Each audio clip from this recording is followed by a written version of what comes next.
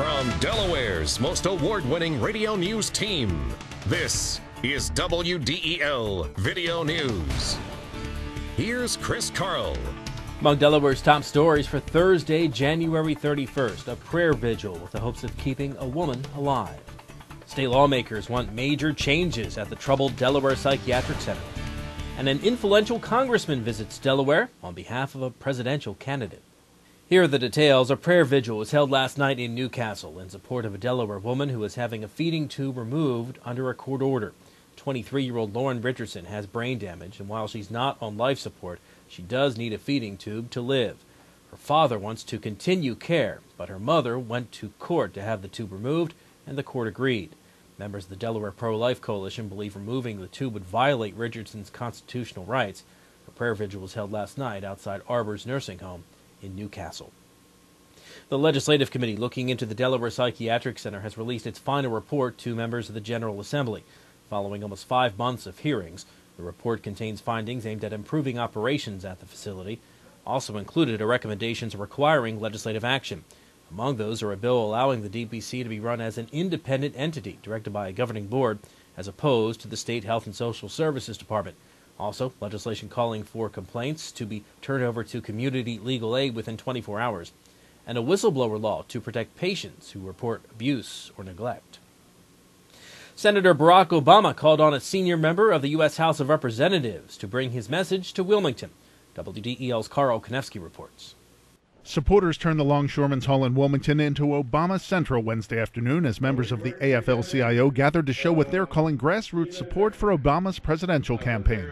Congressman John Conyers, chairman of the House Judiciary Committee, spoke to the group, saying Obama's priorities match the issues of importance to workers. What he wants to do is stabilize the economy and create full employment and bring about a better health care system, and certainly deal with these adjustable mortgage rates. Conyers is the second longest serving member of the House of Representatives and says Obama is well equipped to lead the country, silencing criticism that the freshman senator is too inexperienced. As a state officer, state senator, as a member of Congress, as a constitutional lawyer for 10 years, as a community organizer, and a person who has a towering intellect. Conyers says Obama's ability to appeal to the masses as an agent for change will make Obama the next president of the United States.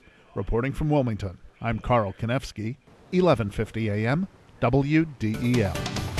Some new businesses are coming to Wilmington's riverfront. WDEL News continues in a moment.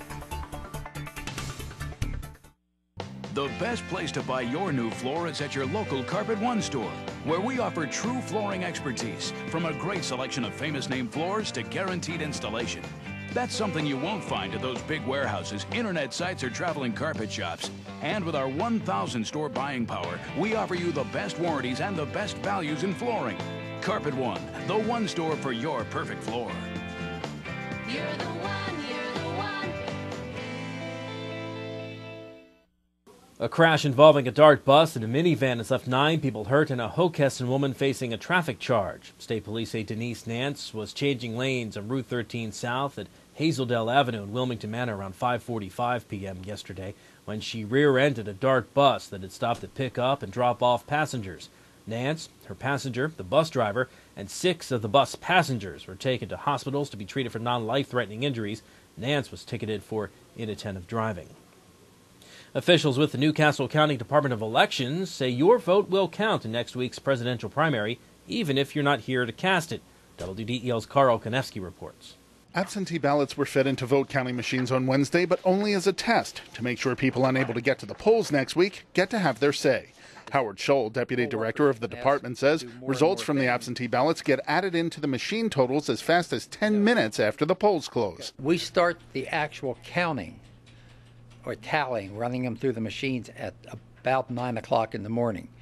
However, we don't do anything. We don't look at the results. We don't print any results. We just leave it sitting until 8 p.m. At 8 p.m., if we have no more ballots, then we close the system. Scholl says the electronic system helps eliminate errors that would sometimes pop up before the new system went into use. Bill got 5, John got 3, and so forth. Well, sometimes Bill got 8 instead of the 3 he was supposed to get and so forth. And we did have several errors on that at every canvass. The department expects to handle about 1,200 ballots on Super Tuesday.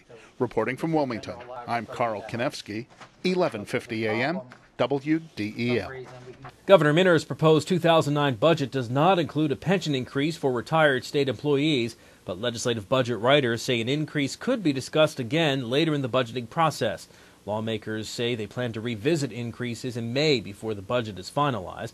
State Pension Advisory Council Chair James Testerman says increased inflation in the last 2 years is affecting retirees. This is the second consecutive year Minner has not included a pension increase in the budget. Well, Congressman Castle gets a lesson in pathology from the laboratory staff at St. Francis Hospital. Castle visited the lab in Wilmington yesterday because he's one of about 140 co-sponsors in a House bill that updates requirements for education and testing of lab personnel. The Cytology Proficiency Improvement Act will update requirements passed in 1998, but which were not put into effect until 2001. During the 13-year lapse, many of the original proficiency tests were rendered obsolete. Well, 5 new companies are coming to the Christina Riverfront. The Crescent Building will be home to the Goddard School, the Star Group, and Crescent Dental, along with the Cozy Restaurant and Barclays Bank that are currently there. The Red Brick Building will house the Marketing Department, a new advertising firm, and Phillips & Cohen Associates, debt recovery service providers, are moving into the shipyard shops. Just ahead, the Blue Hens pick a bad time to go cold. WDEL Sports and your Delaware AccuWeather forecast coming up. Looking to gain an edge in the technology or design field? Wilmington College's Division of Information Technology and Advanced Communications offers state-of-the-art facilities equipped with the latest tools.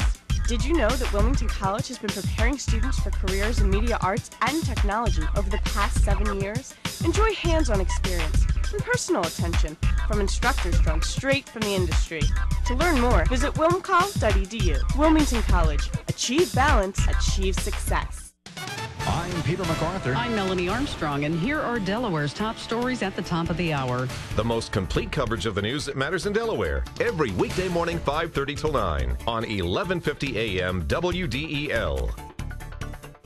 WDEL Sports, poor shooting doomed Delaware as they fell to Northeastern for the second time in the last 2 weeks. WDEL Sean Green has the highlights. Second place standing on the line last night as they hosted Northeastern in Newark.